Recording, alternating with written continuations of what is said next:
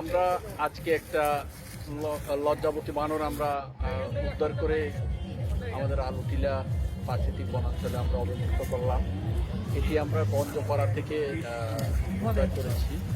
ওখানকার একজন মানুষ এটা বিদ্যুতের তারের উপর এটাকে দেখে উনি এটা আমাদেরকে নিউজ দিয়েছেন।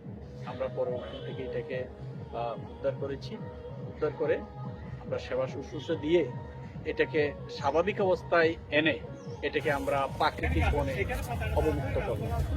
আমরা এই বন্য প্রাণী রক্ষায় আমরা খাগড়াছড়ি বন বিভাগ আমরা সতর্কতার সাথে এবং সচেতনভাবে আমরা কাজ করছি। আমাদের চেষ্টা হচ্ছে বন এবং বন্যপ্রাণী যদি প্রকৃতিকে আমরা রক্ষা করতে পারি তাহলে বন সুন্দর হবে, প্রকৃতি সুন্দর হবে, প্রকৃতি ভালো থাকবে। বন্যপ্রাণী হচ্ছে প্রকৃতির অলংকার। যেসব এলাকায় বন আছে, প্রচুর পরিমাণ বন্যপ্রাণী আছে, তাহলে বোঝা যায় সহজে যে এই বনের স্বাস্থ্য ভালো।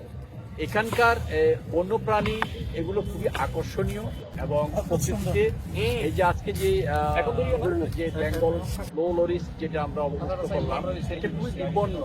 প্রকৃতিতে এরা হারিয়ে যাচ্ছে। এদেরকে যদি আমরা রক্ষা না করতে পারি আমাদের ভবিষ্যৎ প্রজন্ম এই যে লজ্জাবতী বানর কিরকম দেখতে তারা কিন্তু সেটা দেখতে পাবে না। আমাদের প্রচেষ্টা যে সকল বন্য প্রাণী প্রকৃতিতে তারা তাদের মতো করে বেঁচে থাকবে, স্বাধীনভাবে বেঁচে থাকবে। আমরা যেরকম প্রকৃতিতে বেঁচে থাকার আমাদের যে অধিকার, বন্য প্রাণীরাও প্রকৃতিতে স্বাধীনভাবে বেঁচে থাকার অধিকার আছে। আপনারা লক্ষ্য করেছেন সম্প্রতি আমরা 4টা গুইসাপ আমরা উদ্ধার করে প্রকৃতিতে অবমুক্ত করেছি। এর আগে আমরা হিল ময়না উদ্ধার করে আমরা প্রকৃতিতে অবমুক্ত করেছি। তার আগে আমরা তক্ষক উদ্ধার করে আমরা প্রকৃতিতে অবমুক্ত করেছি।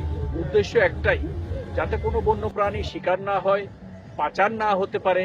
এ লক্ষ্যে আমরা কিছু টহল টিম আমরা গঠন করেছি খাগড়াছড়িতে। এটা যখনই আমরা খবর পাই